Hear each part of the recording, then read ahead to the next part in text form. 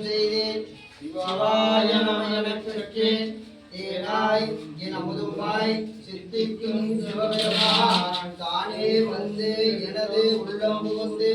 அடியனுக்கு அருள் செய்வாய் ஊனாலும் உயிர் வாழ்க்கை ஒரு தன்னே வெறுத்திடவே படைக்கலமாக உண்ணாமத்து எழுத்தஞ்சும் என் நாவில் கொண்டேன் இடைக்கலம் அல்லேன் எழுபிறக்கும் உனக்கு ஆட்சேகிறேன் துடைக்கணும் போகேனும் தொழுது வணங்கி நீர் அணிந்து உன்னடைக்கலம் கண்டாய் அணிதில்லை சித்தம் வளர்த்து அரணே திருச்சிற்றம்பலம் கல்லா மனத்தே